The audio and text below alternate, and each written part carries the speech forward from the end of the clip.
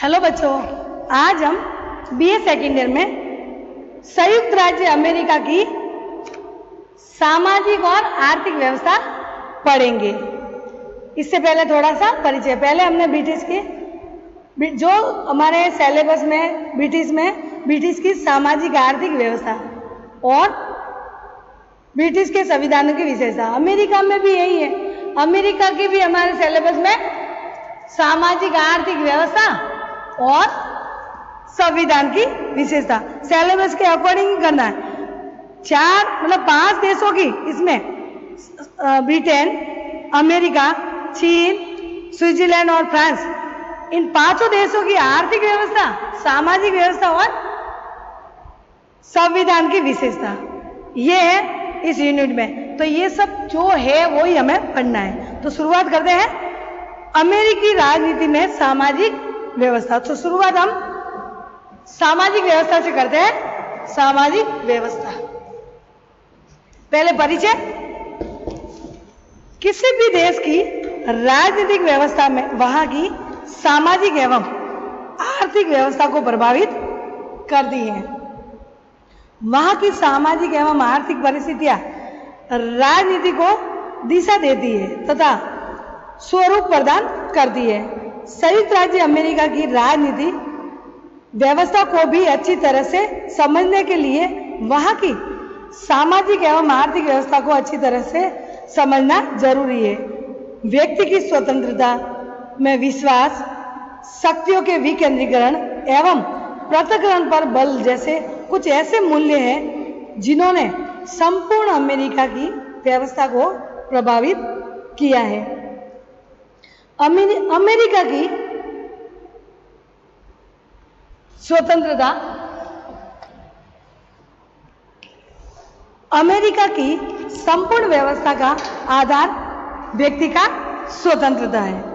इस आधार पर स्थापित किए गए हैं कि राजनीतिक एवं दार्शनिकों ने इस दृष्टिकोण का प्रतिपादन किया है कि व्यक्ति की स्वतंत्रता में किसी प्रकार का भी हस्तक्षेप नहीं किया जाना चाहिए तथा उससे अपने व्यक्तित्व के विकास एवं जीवन को सुखी बनाने के लिए सभी अवसर निर्बाध रूप से प्राप्त होने चाहिए। कहने का मतलब सामाजिक व्यवस्था में सभी देश ने या सरकार ने लोगों के हित के लिए कार्य का बात कही है, यानी लोगों के ज्यादा से ज्यादा व्यक्ति स्वतंत्र हो और उनके स्वतंत्रता में कोई बाधा नहीं डाले कोई भी, तभी उनके मौलिक अधिकार में ये सब बातें दे रखी है। तो सामाजिक व्यवस्था उनकी रहन सहन, खान पान वो सब अच्छा होना चाहिए। और अच्छा कब होगा? जब वो विकास के लिए आगे बढ़ते रहेंगे। व्यक्ति स्वतंत्रता के इस आदर्श का प्रभाव वहां के राजनीतिक, सामाजिक और आर्थिक व्यवस्था में स्पष्ट रूप से दिखाई देता है। वहां की राजनीतिक व्यवस्था व्यक्ति स्वतंत्रता को ध्यान में रखकर अपना कार्य करती है। वहां की सामाजिक व्यवस्था व्यक्ति की स्वतंत्रता पर किसी प्रकार का बंधन स्थापित नहीं कर पाई है। इस प्रकार आर्थिक क्षेत्र में भी व्यक्ति को राज्य व समाज के हस्तक्षेप से स्वतंत्र रखने का प्रयास किया गया है। इन सभी स्थितियों में वहां पूंजीवादी व्यवस्था को जन्म दिया है जिसमें समाज सामान्यतया शोषक व शोषितों 2 वर्गों में विभाजित होता है। आज जब अमेरिका अपने को विश्व की सर्वोच्च शक्ति के रूप में स्थापित कर चुका है तो वह विश्व के दुर्बल देशों पर अपना नियंत्रण स्थापित कर उसका शोषण करने की योजना बना रहा है तथा विश्व के अधिकांश भूभाग पर अपनी आर्थिक साम्राज्य स्थापित कर रहा है। अब है संयुक्त राज्य अमेरिका के सामाजिक व्यवस्था में वो किस कदर कहां पे आया हुआ है, किस क्षेत्र में आया हुआ है, कितना क्षेत्रफल है। तो अमेरिका, उत्तरी अमेरिका महाद्वीप के मध्य भाग में स्थित संयुक्त राज्य अमेरिका का क्षेत्रफल 98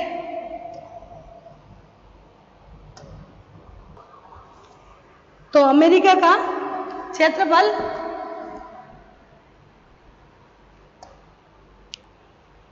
58,26,000 629 वर्ग किलोमीटर है।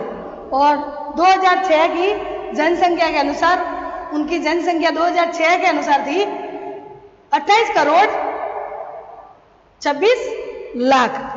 इस प्रकार से उनकी जनसंख्या देखी गई और ये क्षेत्रफल की दृष्टि से इतना फैला हुआ है। प्राकृतिक साधनों से परिपूर्ण इस विशाल क्षेत्र और जनसंख्या ने अमेरिका को एक महाशक्ति का रूप प्रदान करने में बहुत अधिक योगदान दिया है। बुनियादी तौर पर अमेरिका बेशक गोरे लोगों का देश है, लेकिन यहाँ 2 करोड़ 60 लाख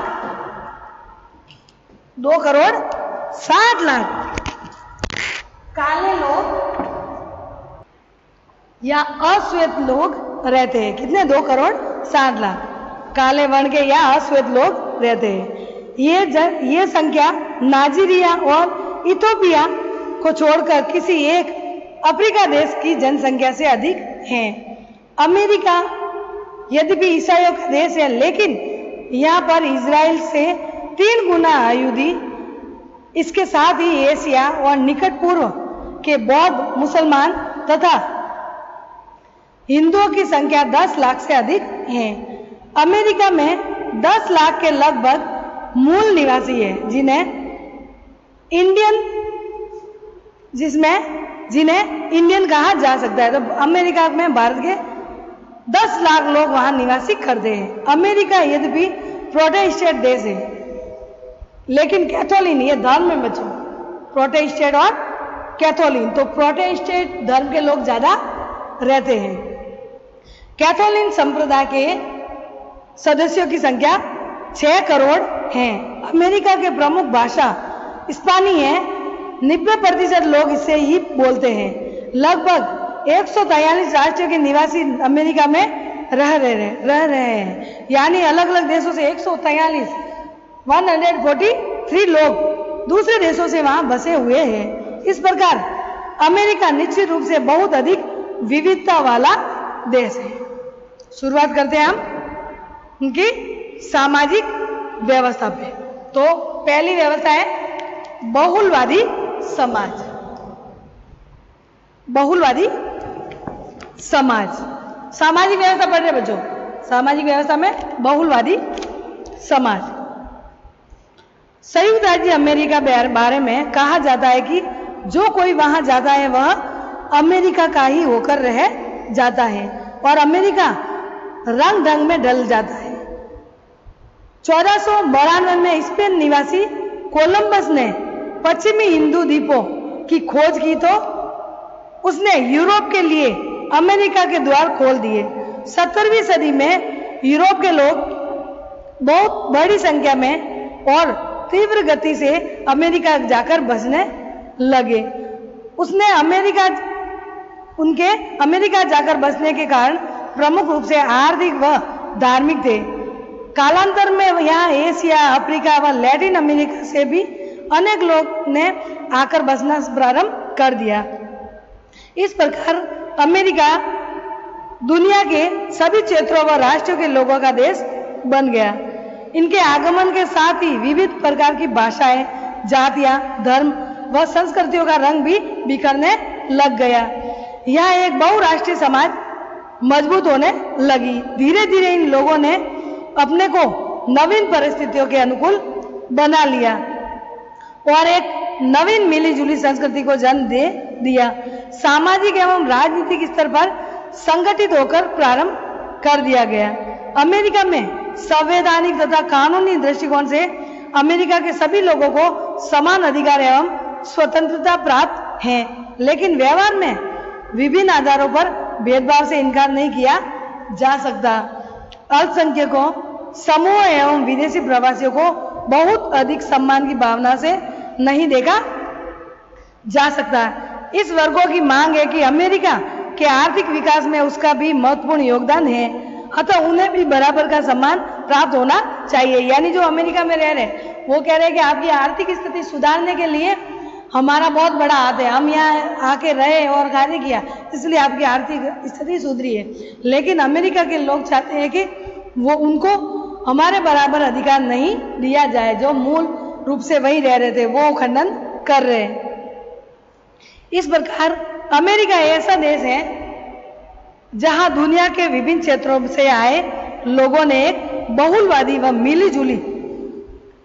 मिलीजुली संस्कृति को जन्म दिया है और विविधता में एकता के आदर्श को स्थापित करने का प्रयास किया है। अमेरिका परंपरागत रूप से एक बहुलवादी और सहिष्णु समाज है, लेकिन 11 सितंबर 2001 आतंकवादी हमला उनका हुआ था। 11 सितंबर 2001 11 सितंबर 2001 को आतंकवादी हमला हुआ था। इस घटना चक्र के बाद ये इस सहिष्णु समाज ने नस्लीय घृणा और घृणा जनित अपराध की स्थितियों को अपना लिया। यानी पहले हिंदू मुस्लिम सिख ईसाई कोई भी जाए, लेकिन जैसे आतंकवादी हमला हुआ तो नस्लीय भेदभाव करना शुरू कर दिया। जिसने हमला किया था वो मुसलमान थे, तो मुसलमान का आना जाना बंद उस समय करवा दिया था। तो ये उनकी परिस्थिति के अकॉर्डिंग उन्होंने ये नियम बदला। आतंकवादी घटनाक्रम का नायक ओसामा बिन लादेन था। ये तो आपको पता ही है, ओसामा बिन लादेन। इसलिए ये घृणाजनित अपराध की स्थिति अधिकांश मुसलमानों तथा दाढ़ी के कारण गलत पहचान के आधार पर सिखों के विरुद्ध अपनाएगी। यानी मुसलमान होने के कारण ओसामा बिन लादेन के कारण कोई भी दाढ़ी वाला जाता था अमेरिका तो उनको पासपोर्ट या वीजा नहीं मिलती थी, दाढ़ी कटा के कोई जा सकता था। तो इस तरीके से उन्होंने अपने देश की रक्षा के लिए आतंकवादी हमला का उनके मन में इतना लगा कि अब पूरे नियम के अनुसार ये कार्य होगा। तो इस तरीके से उन्होंने जातीय घृणा की बात अपनाई। 2 वर्ष से कम की अवधि में 250 घृणा जनित आपराधिक घटनाएं रिपोर्ट की जा चुकी है तथा काफी बड़ी संख्या में ऐसे घटनाएं हैं जिसकी रिपोर्टिंग नहीं की गई। यानी इस घटना के कारण 250 ऐसे घृणा किया, यहाँ तक कि हमारे देश के अब्दुल कलाम राष्ट्रपति गए थे तभी भी उनके जूते खुलवाए थे और सारे चेक किया था। यहाँ के कोई भी मुसलमान या हीरो वगैरह वो भी जाए तो अच्छे से चेक करके उनको अंदर लिया जाता था। तो इस तरीके से हर पर निगरानी रखने की, दाढ़ी वाले के निगरानी रखने की आदत पड़ गई थी अमेरिका वालों को। यहाँ तक कि सिख भी जाए तो उनका भी बड़े ही बारीकी से उनकी जांच की जाती है या चेकिंग की जाती है। मुसलमानों तथा सिखों के अतिरिक्त भी अन्य भारतीयों के विरुद्ध घृणाजनित अपराध किए गए हैं। अमेरिका में लगभग 18 लाख भारतीय रहते हैं तथा आप्रवासियों में ये पर्याप्त धनी है। दूसरी ओर अमेरिकी अर्थव्यवस्था संकट से गुजर रही है और अमेरिकन लोग बेरोजगार हो रहे हैं। कुछ भारतीय मानते हैं कि उसकी इस संपदा के कारण ही उन पर आक्रमण हो रहे हैं। तथ्य यह है कि अमेरिकी प्रशासन इन सभी घटनाओं के प्रति जागरूक है और पुलिस इस घटना को मुस्तैदी के साथ जांच करती है तथा इन्हें रोकने का प्रयत्न करती है। तो कहने का मतलब ये बार बार बारीकी से जांच करना लोगों पर, यानी कि जिस देश के उनको शक होता है तो उस पर हमला कर देना, अपने फायदे के लिए हमला कर देना। जैसे कि कोरिया पर हमला, क्योंकि हमने तेल भंडार के लिए वो दूसरे दबाव में तेल भंडार जो भी ये कच्चे तेल है वहाँ, तो उनको दबाव में आकर उन पर आक्रमण करते हैं। तो इस तरीके से वो अपनी शक्ति बताने के लिए अलग अलग जतन करता रहता है और लोगों को डराने की कोशिश करता है। यहाँ तक कि जापान में भी, जापान के 2 शहरों हिरोशिमा और नागासाकी पर उन्होंने परमाणु बम गिराए थे, जो जापान की कोई गलती ही नहीं थी। इस तरीके से अपनी शक्ति बढ़ाने और शक्ति दूसरों को बताने के लिए ये ऐसे कदम उठा रहा है। दूसरा पॉइंट है सामाजिक व्यवस्था में, दूसरा पॉइंट धर्मनिरपेक्ष राज्य। जैसे भारत में भी विविध धर्म के लोग रहते हैं, इसलिए हमने सभी धर्म को समान मानने के लिए देश ने कोई धर्म नहीं अपनाया। देश का कोई धर्म नहीं होगा, सभी अपने अपने धर्म अपना सकता है और बदल भी सकता है। इसमें कोई भी देश कोई भी हस्तक्षेप नहीं करेगा और किसी लोगों ने अपने धर्म ऊपर नीचे बढ़ाने की कोशिश की तो फिर बाद में उनको सजा मिलेगी। तो इस तरीके से भारत की तरह वो भी एक धर्मनिरपेक्ष राज्य बन गए हैं। संयुक्त राज्य अमेरिका के एक धर्मनिरपेक्ष राज्य है। संविधान के प्रथम संशोधन में ही ये स्पष्ट कर दिया गया है कि अमेरिका कांग्रेस धर्म संबंधी कोई कानून नहीं बनाएगी और न ही व्यक्ति की धार्मिक स्वतंत्रता में कोई बाधा उत्पन्न करेगी। संयुक्त राज्य अमेरिका में अनेक धर्मों के अनुयायी निवास करते हैं। यहाँ पर 3 लाख से अधिक चर्च, मंदिर हैं, मस्जिद है तथा अन्य विविध धर्मों के अनुयायियों के अपने अपने उपासना स्थल है। यानी वह चर्च भी है, मंदिर भी है, धर्म भी है, मस्जिद भी है और सभी धर्म के लोग वहाँ पे अपनी अपनी पूजा अपने अपने हिसाब से, धर्म के हिसाब से करते हैं। जैसे भारत में भी हिंदू, मुस्लिम, सिख, ईसाई सारे हैं, उसी तरीके से अमेरिका में भी ऐसा चल रहा है। अमेरिका के अधिकांश लोग भौतिकवादी हैं, अतः वे धर्म को भी भौतिक सुख का एक माध्यम मानते हैं। वहाँ के समाज में आध्यात्मिक मूल्य का कोई विशेष स्थान नहीं है। धर्म के प्रति विश्वास रखते हुए भी वे अपना अंधानुकरण नहीं करते, यानी सिर्फ आस्था रखते भौतिकवाद कि हाँ धर्म है, लेकिन अंधाधुन हमारे भारत की तरह अंधविश्वास में नहीं लगे रहते। अमेरिकन लोगों के लिए धर्म एवं निजी विश्वास की वस्तु है, अतः व्यक्ति धार्मिक मामलों में पूर्ण स्वतंत्र है। वहाँ धर्म को लेकर किसी प्रकार का दबाव नहीं है तथा राज्य का अपना कोई धर्म नहीं है। यानी जो देश धर्म निरपेक्ष अपनाता है तो उनका धर्म, देश का कोई धर्म नहीं होगा। राज्य के लोग कोई भी धर्म अपना सकता है और धर्म बदल सकता है, उसमें कोई भी देश हस्तक्षेप नहीं करेगा। इस प्रकार से धर्म निरपेक्ष की बात कही है हमारे भारत में। तभी तो भारत में भी अलग अलग जाति के लोग, भाषा के लोग रहते हैं, इसलिए ज्यादातर हमने मौलिक अधिकार और संघात्मक व्यवस्था, मौलिक अधिकार और न्याय पुनरावलोकन, ये सब बात अमेरिका से 2 बातें ली है। राष्ट्रपति का चयन, तो इस प्रकार से अमेरिका से इतनी ली है क्योंकि काफी मिल। हाँ, एक बात है कि अमेरिका विकसित देश है और भारत विकास है, तो ये बातें उनकी मिल रही है, इसलिए हम थोड़ी सी बातें उनसे ली है। तीसरा पॉइंट है शिक्षा का व्यापक प्रचार। इसमें तीसरा पॉइंट है अमेरिका की सामाजिक व्यवस्था में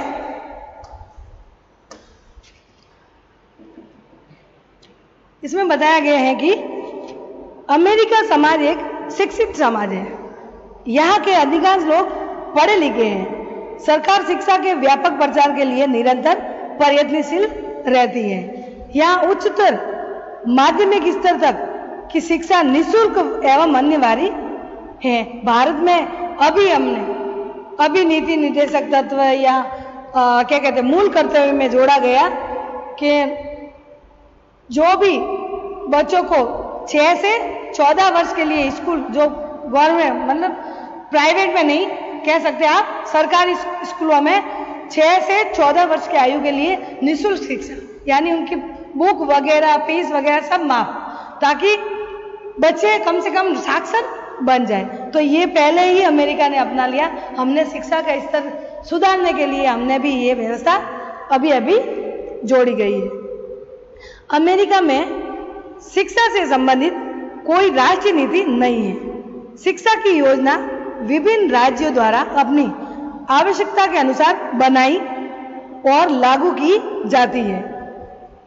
अमेरिका में सरकारी व निजी दोनों प्रकार के विद्यालय, जैसे भारत में भी है सरकारी, क्योंकि पूंजीवादी, पहले भी पढ़ा चुकी मैं, पूंजीवादी में सरकार और निजी यानी प्राइवेट को, दोनों को महत्व देना किसी भी क्षेत्र में, शिक्षा, कोई भी व्यापार वगैरह। और साम्यवाद में सिर्फ सारी बातों पर सरकार का ही नियंत्रण रहेगा और पूंजीवादी में सरकार का भी रहेगा और निजी का भी रहेगा।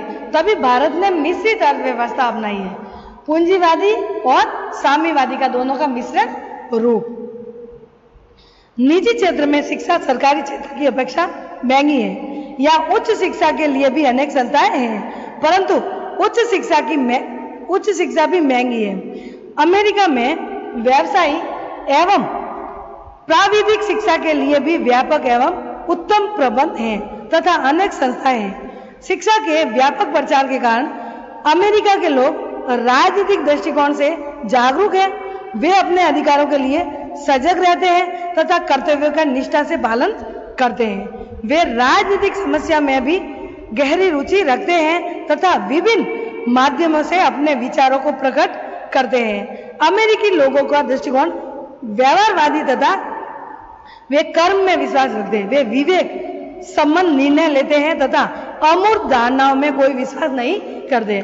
मूर्त और अमूर्त, जो दिखाई दे वो है मूर्त रूप और जो दिखाई नहीं दे वो है अमूर्त रूप। तो धर्म में विश्वास वो रूढ़िवादी नहीं रखते, सिर्फ आस्था थोड़ी रखते। तो इसलिए शिक्षा के क्षेत्र में, किसी भी क्षेत्र में वो कहे तो व्यवहारवाद की दृष्टि से वो क्रम पे विश्वास करें। अपने कर्म, जैसा आप काम करोगे वैसा आपको फल मिलेगा। जैसा ज्यादा ओवर टाइम करोगे तो परिवार को सुख दोगे, और आलसी बनोगे, कार्य नहीं करोगे तो फिर बाद में दुख भोगोगे।